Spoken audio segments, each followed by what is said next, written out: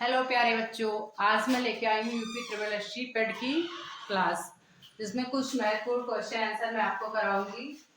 तो पहला क्वेश्चन है ये, तेलंगाना राज्य के पालमपेट गांव में स्थित रामपा मंदिर जिले वर्ष 2021 में यूनेस्को विश्व धरोहर स्थल घोषित किया गया था।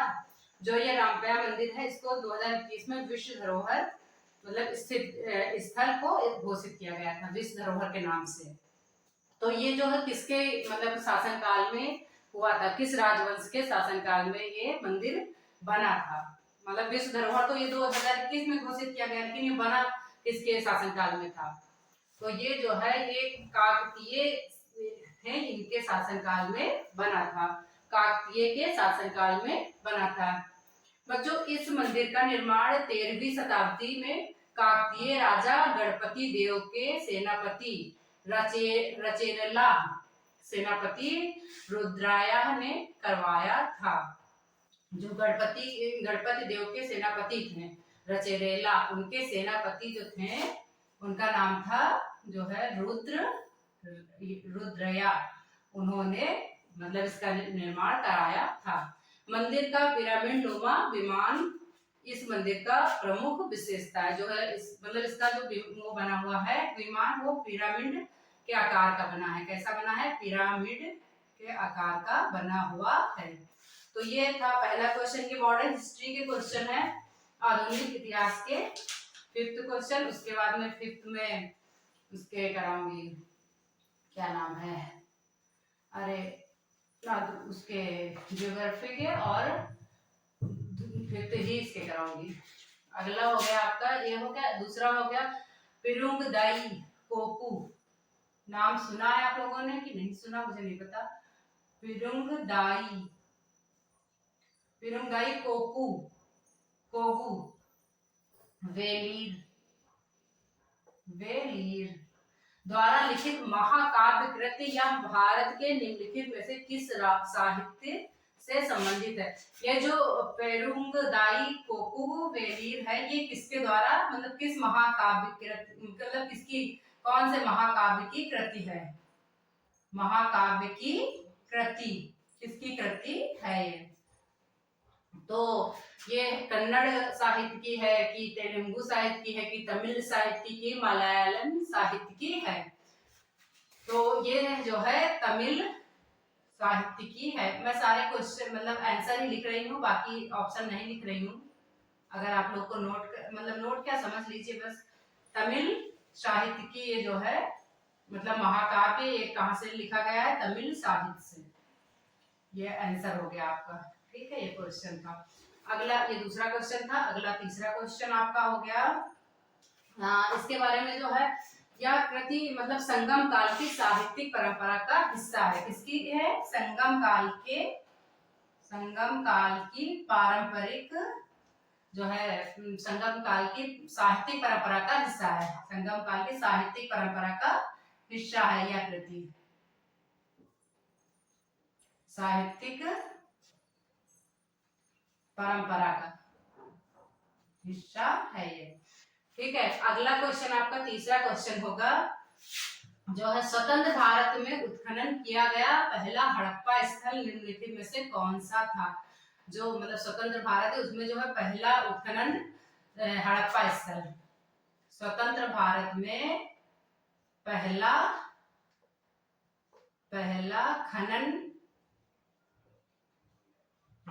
जो है उत्खनन हड़प्पा स्थल कौन सा था? हड़प्पा स्थल ऑप्शन में आपका हो जाएगा रोपड़ हो जाएगा, कालीबंगा हो जाएगा। रोपड़ और कालीबंगा, तो यहाँ पे रोपड़ होगा। रोपड़ ये जो है स्वतंत्र भारत का पहला वह उत्खनन था जहाँ पे खुदाई की गई थी। रोपड़ की खोज 1950 में हुई। इसकी खोज कब हुई? 1950 ईस्वी में हुई। जैसे बीबी लाल ने की तथा 19 मतलब इसको इतने 1950 में बीबी लाल ने की थी। किसने की थी? बीबी लाल ने। और जो है 1953 में 1953 में ये जो है यज्ञदत्त शर्मा ने उसका उत्खनन करवाया था। रोपण की शुरुआत उन्होंने की थी और यज्ञदत्त ने 1953 में इसका उत्खनन करवाया था, यज्ञदत्त ने। एक क्वेश्चन से 4-5 क्वेश्चन निकाल के आ रहे हैं बच्चों, इसीलिए हमें जो इम्पोर्टेंट है ये पीवाईक्यू है जो पिछले वर्ष पूछे जा चुके हैं, इसीलिए जो है ये मोस्ट इम्पोर्टेंट है आपके लिए। स्वतंत्र भारत में खोजा गया या उत्खनित दूसरा स्थल कालीबंगा था। पहला तो ये हो गया रोपण और दूसरा कौन सा था, तो दूसरा कालीबंगा था, दूसरा कालीबंगा। ये हो गया आपका दूसरा उत्खनन स्थल। समझ में आ रहा है तो कमेंट में जरूर बताइएगा बच्चों कि समझ में आ रहा है। आपका चौथा क्वेश्चन होगा 1913 में हिंदुस्तान गदर पार्टी का मुख्यालय कहाँ स्थित है? 1913 में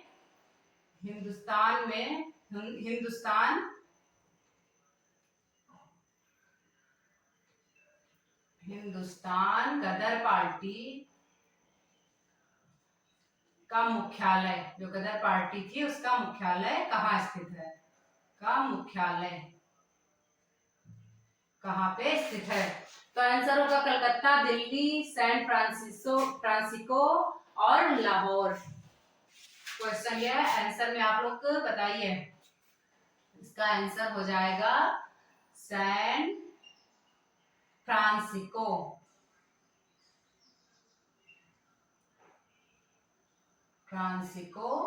ये इसका आंसर हो जाएगा। व्याख्या 1913 में लाला हरदयाल जो थे उन्होंने गदर पार्टी की स्थापना की थी। इन्होंने क्या किया था? गदर पार्टी की स्थापना की थी। क्या किया था? स्थापना की थी। किसकी स्थापना की थी? गदर पार्टी की स्थापना की थी। फ्रांसिस्को में की थी। कहाँ पे की थी? फ्रांसिस्को में। उन्होंने गदर पार्टी की स्थापना फ्रांसिस्को में की थी। गदर पार्टी का मुख्य उद्देश्य भारत को ब्रिटिश शासन से मुक्त करना था। जो इसका मुख्य उद्देश्य अगर पूछे तो भारत सरकार को ब्रिटिश पार्टी से शासन से अलग करना था, मुक्त करना था। मतलब गदर पार्टी में गदर नामक एक पत्रिका प्रकाशित की थी। इसी मतलब गदर पार्टी में गदर नाम की पत्रिका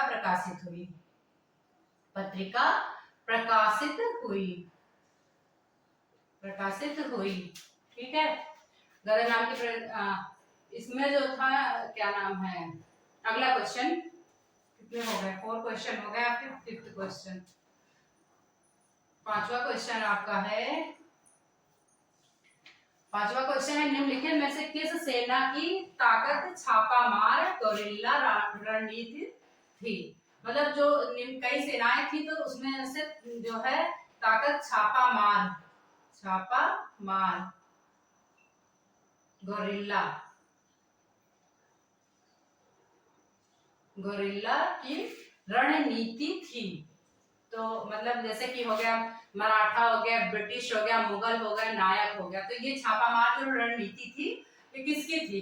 कौन से मतलब उनकी थी रणनीति, मतलब किसने चलाई थी? तो ये मराठों ने। कौन से? मराठा। गोरिल्ला रणनीति का प्रयोग मतलब शिवाजी महाराज और बाद में पेशवा बाजीराव मतलब प्रथम द्वारा प्रभावी रूप से किया गया था। ये मराठा युद्ध, इसमें क्या हुआ था? इस युद्ध में पद्धति में घात लगातार हमला करना, तोड़ फोड़ करना, छापा मारना आदि रणनीतियां शामिल होती थी। इस युद्ध की पद्धति को वर्गीकृत जो है वर्गीगिरी के नाम से भी जाना जाता है। जो इस युद्ध की पद्धति थी वो वर्गीगिरी के नाम से भी जाना जाता था। इस युद्ध का प्रणेता जो था वो अहमदनगर में मलिका अंबर को माना जाता था। मतलब इसको जिन्होंने इसके प्रणेता जो थे वो क्या थे? अहमद के अहमदनगर के निवासी थे और मलिका अंबर को माना जाता था। किसको? मलिका अंबर को जाना जाता था। ये हो गया आपका जो है पांचवा क्वेश्चन। अब इसके बाद में जो है हम पढ़ेंगे आपका जो ये इसके हिस्ट्री के ये 5 हो गए। अब हम अगला क्वेश्चन मतलब बताएंगे भारतीय राष्ट्रीय आंदोलन से 5th क्वेश्चन। भारतीय राष्ट्रीय आंदोलन से ये थे आधुनिक इतिहास के। इसमें पहला क्वेश्चन हो गया, निम्नलिखित में से कौन खुदाई खिदमतगार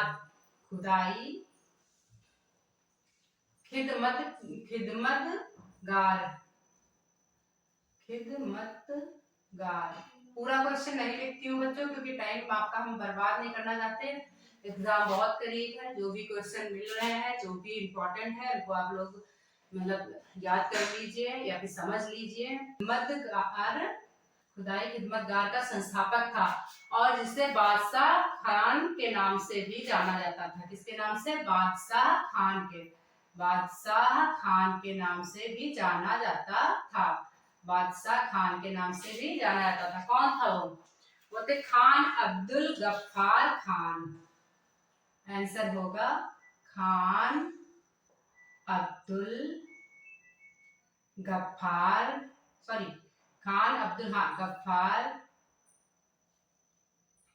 खान। ये थे जिनको खुदाई खिदमतगार और बादशाह खान कहा जाता था। लाल कुर्ती पार्टी जो है मतलब खुदाई खिदमतगार की स्थापना, ये इसको मतलब लाल कुर्ती पार्टी के नाम से भी जाना जाता था और इसकी स्थापना 1929 में हुई। यह पश्तूनों का एक सामाजिक और राजनीतिक संगठन था। किसका था? पश्तूनों का एक राजनीतिक और जो है उसका राजनीतिक और सामाजिक संगठन था। इस संगठन के सदस्य लाल रंग की कुर्ती पहनते थे, इसीलिए इसको क्या कहा गया था? लाल कुर्ती मतलब लाल कुर्ती पार्टी के नाम से जाना जाता था। इसके नाम से लाल कुर्ती पार्टी के नाम से जाना जाता था। जो खान अब्दुल गफ्फार खान को सीमांत गांधी के नाम से भी जाना जाता था। इनको किसके नाम से भी जाना जाता था? सीमांत गांधी के नाम से भी जाना जाता था। अगला क्वेश्चन आपका इसका पहला हो गया। दूसरा क्वेश्चन आपका होगा, हाँ जो है निम्नलिखित में से कौन सा 1892 के सुधारों का विस्तार था? निम्नलिखित में से कौन सा 1892 का सुधारक था? तो इसका जो पहला तो इसका आंसर होगा 1909 का परिषद अधिनियम। मतलब इसका जो है 1909 के परिषद अधिनियम को मार्ले मिंटो सुधार के नाम से जाना जाता था। इसका आंसर होगा 1909। 1909 में जो है परिषद अधिनियम चालू किया गया और इसके जो है इसके अधिनियम को मार्ले मिंटो सुधारक के नाम से जाना जाता था। मार्ले मिंटो सुधारक के नाम से जाना जाता था। अगला क्वेश्चन आपका है, निम्नलिखित में से किसके नेतृत्व में मंडी षड्यंत्र हुआ? जो मंडी षड्यंत्र था वो किसके मतलब नेतृत्व में हुआ? किसकी वजह से, एक हिसाब से कह सकते हैं किसकी वजह से हुआ ये जो षड्यंत्र था? तो ये जो मंडी षड्यंत्र था, मंडी षड्यंत्र ये किसके नेतृत्व में हुआ? तो ये जो मंडी षड्यंत्र था ये जो है किसके नेतृत्व में हुआ था? बताइए आप लोग। मंडी षड्यंत्र किसके नेतृत्व में हुआ था और कब हुआ था? तो जो है मंडी जो षड्यंत्र था ये 1914 में हुआ था। 1914 जनवरी मतलब दिसंबर 1914 से जनवरी 1915। मंडी षड्यंत्र में दिसंबर 1914 से शुरू हुआ और दिसंबर 1914 से जनवरी 1915 तक चला। जैसा 1915 तक ये चला। उसके ये किसके द्वारा मतलब कौन सी पार्टी में हुआ था? तो ये गदर पार्टी के द्वारा हुआ था। किसके द्वारा? गदर पार्टी के द्वारा किया गया था। आज के लिए बच्चों इतना ही, बाकी क्वेश्चन मैं कल पढ़ाऊंगी। और समझ में आया हो, अगर 50 क्वेश्चन आपको समझ में आए हो तो कमेंट में जरूर बताइएगा। Thank you.